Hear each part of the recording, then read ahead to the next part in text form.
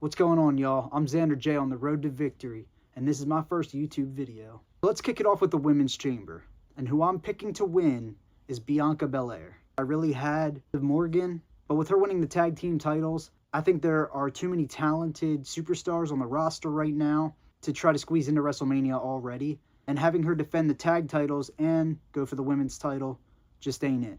However, WWE has finally been doing a good job in developing the women's tag division, and I don't think the tag title should be left off Mania. So I think Bianca Belair is the favored winner here. Now, what I'd like is for us to find out that Naomi was the one that attacked Jade. Bianca finds that out in real time, and then we see a constant struggle for 6 weeks up until WrestleMania as to who Bianca's going to side with.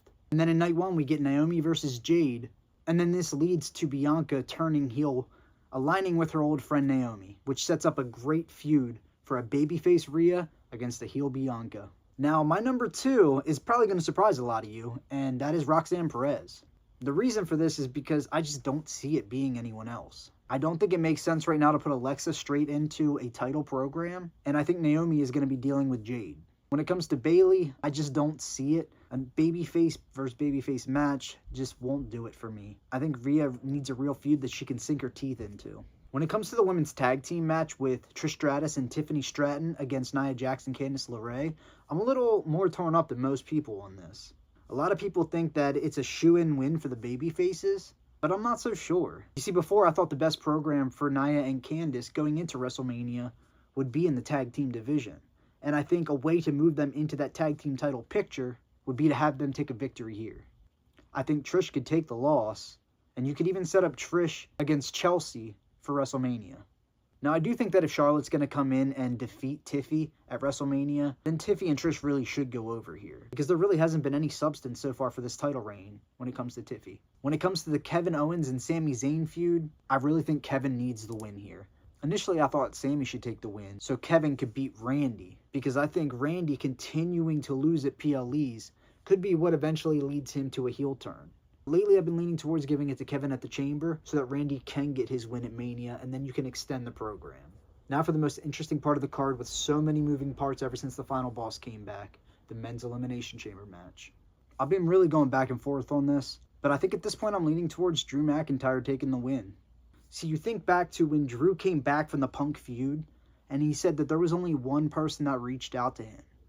So what if that's that same person that came personally out to him to renew his contract? What if it was The Rock? And what if after Cody Rhodes declines The Rock, like we know he's going to, Drew McIntyre swoops in and takes that spot? We all know that Drew has earned this over the last few years, and I think this would be a great way to tell the story.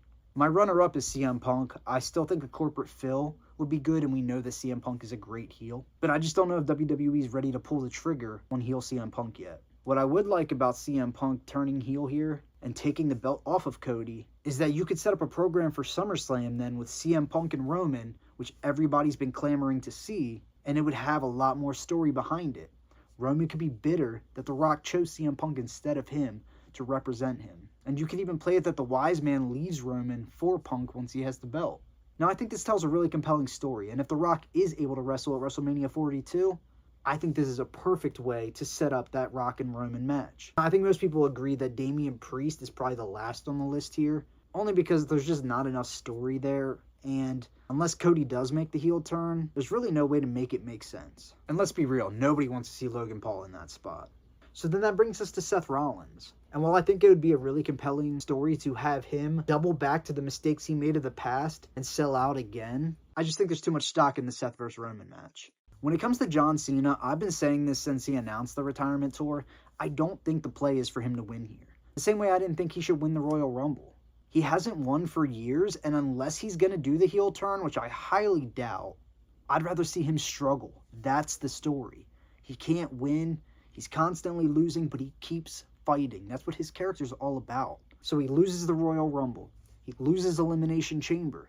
Money in the Bank comes up. A lot of people are expecting him to win that. He's about to climb the ladder, about to grab it, and somebody screws him out of it again, taking him to King of the Ring, which he has never won. And then he finally gets the win. King of the Ring is another accolade he can add to his historic career, and he gets a shot at the belt at SummerSlam. But then he loses again, only to get a rematch at Survivor Series where he finally takes the belt.